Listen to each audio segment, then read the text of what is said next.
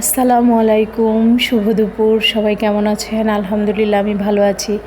আজকে রান্নায় নিয়ে আসলাম দুন্দুল। আজকে সবজিতে দুন্দুল রাখলাম। এটা খুবই স্বাস্থ্যকর একটা ভেজিটেবল, আমরা সবাই জানি। তো দুন্দুল উজ্জ্বল সাহেবের খুবই পছন্দ। বাচ্চারা এটা খুব একটা খেতে চায় না, তো অল্প মশলা দিয়ে ওকে অল্প পরিমাণ রান্না করে দিলাম। হলুদের গুঁড়া, মরিচের গুঁড়া, লবণ, আদা রসুন পেস্ট, অল্প পরিমাণে তেল আর একটু ইলিশ মাছ 2-3 পিস দিয়ে দিলাম, কারণ ও খাবে। খুব সবুজ করে রান্না করব। ও এই তরকারিটা খেতে খুব পছন্দ করে।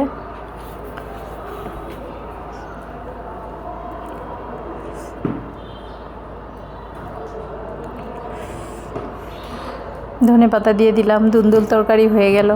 আর আমাদের জন্য রান্না করলাম কচু ইলিশ। ও খাবে কচু ইলিশ, সাথে এটাও খাবে। তো কচু একটু ভেজে নিলাম, হলুদ লবণ দিয়ে মাছের মতো লাল লাল করে ভেজে নিব। এভাবে ভেজে রান্না করলে এই কচুটা খেতে মজা হয়।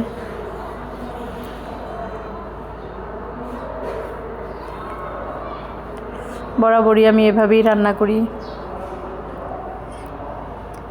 ইলিশ মাছও ম্যারিনেট করে রেখে দিছি, এটাও ভেজে নিব।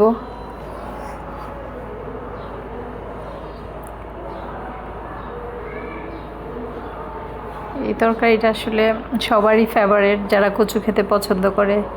কচুর সাথে ইলিশ মাছটা খুব যায়। আর এখনই এটা খাওয়ার সময়।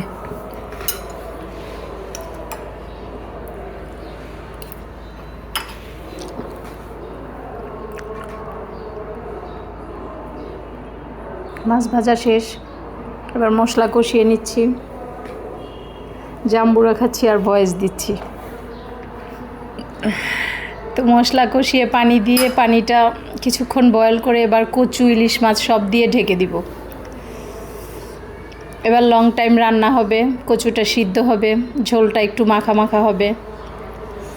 ততক্ষণ পর্যন্ত আমাকে ওয়েট করতে হবে। তো আমি রান্না চুলায় রেডি করে গোসলে চলে গেলাম।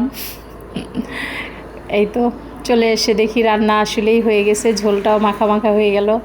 এবার অল্প পরিমাণে ধনেপাতা দিয়ে দিব। ধনেপাতা বাসায় খুব একটা নাই, যতটুকু ছিল দিয়ে দিলাম। সবার জন্য শুভকামনা রইল। কচু ইলিশ রান্নাটা কেমন হইল সবাই জানাবেন। আমার মতো কে কে রান্না করেন।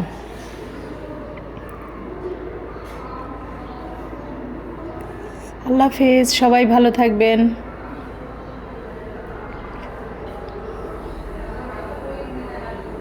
সবার জন্য শুভকামনা রইল, সবাই আমার জন্য দোয়া করবেন।